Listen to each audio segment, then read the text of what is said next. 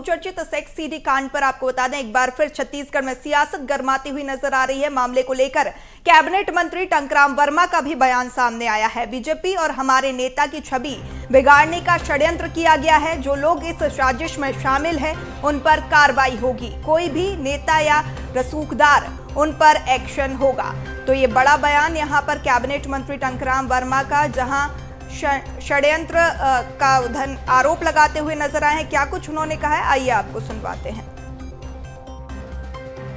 जनता party और Bharatiya Janata party के नेता के छवि को बिगाड़ने के लिए ये सब कुछ रचित था और जो भी इसमें जांच होगी वो विधि सम्मत होगी और विधि सम्मत इस पे कार्रवाई होगी, निर्णय होगा। कानून जो है अपने हिसाब से काम करेगी। देखिए, इसमें जो भी संलिप्त होंगे, जो भी दोषी होंगे, जांच में सामने आ जाएगा, फिर उसके हिसाब से उसमें कार्रवाई होगी। तो देखिए, छत्तीसगढ़ की सियासत एक बार फिर गर्माती हुई नजर आ रही है। ज्यादा जानकारी के साथ रेजिडेंट एडिटर अवधेश मिश्रा जी लगातार बने हुए हैं। अवधेश जी, टंकराम वर्मा का भी बयान सामने आया, मंत्री टंकराम वर्मा का। उन्होंने बीजेपी के नेताओं की छवि बिगाड़ने का षड्यंत्र से करार दिया है। बिल्कुल बिल्कुल, आपने सही कहा। देखिए, ये टंकराम वर्मा पहली बार नहीं, बल्कि जब 2017 में 26 अक्टूबर को ये सीडी कांड बाहर आया था, तब से लगातार इस पूरे मामले पे बीजेपी जो है वो हमलावर है, कांग्रेस के ऊपर बेहद हमलावर है, क्योंकि पूर्व मुख्यमंत्री और तात्कालिक पीसीसी चीफ का सीधा इन्वॉल्वमेंट इसमें पाया गया।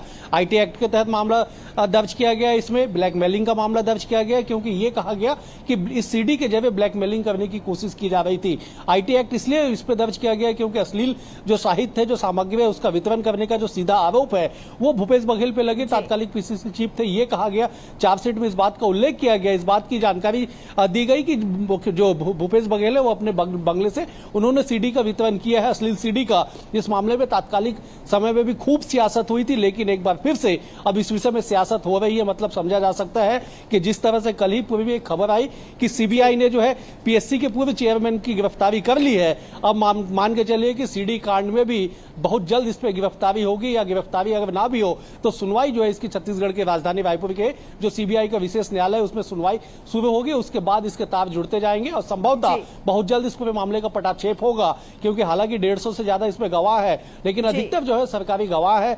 2 लोग जो मुख्य आरोपी है उनके खिलाफ ही पूरे मामले की जांच पड़ताल की जाएगी। तो कुल मिलाकर माना जा सकता है कि सीडी कांड ने एक बार फिर से छत्तीसगढ़ की सियासत में जो है हलचल मचा दी है। जी बिल्कुल। अवधेश जी, क्या लगता है इस पर अब सियासत तो गर्माती हुई नजर आ रही है। भूपेश बघेल के तार इससे जुड़े हुए हैं, राजेश मूणत के तार इससे जुड़े हुए हैं। क्या भूपेश बघेल की मुश्किलें बढ़ सकती हैं?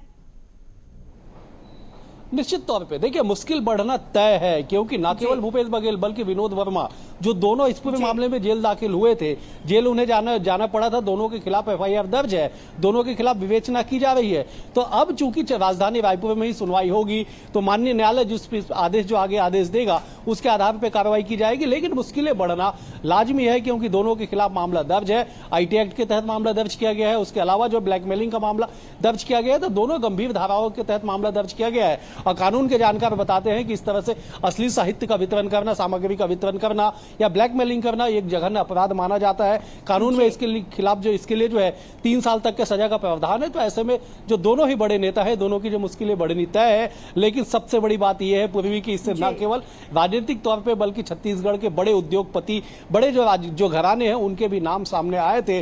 तो कुल मिला के ये एक बड़ा ही हाई प्रोफाइल मामला है, और शायद यही वजह है कि तात्कालिक रमन सिंह सरकार ने इस पूरे मामले को, इस पूरे केस को सीबीआई को हैंड ओवर किया था। बिल्कुल अवधेश, और अब देखने वाली बात होगी कि आगे किस तरीके से कार्रवाई की जाती है। और जिस तरीके से छत्तीसगढ़ की सियासत गर्माती हुई नजर आ रही है, आगे क्या कुछ रोचक होता है देखने वाली बात होगी। तमाम जानकारी साझा करने के लिए आपका बहुत शुक्रिया।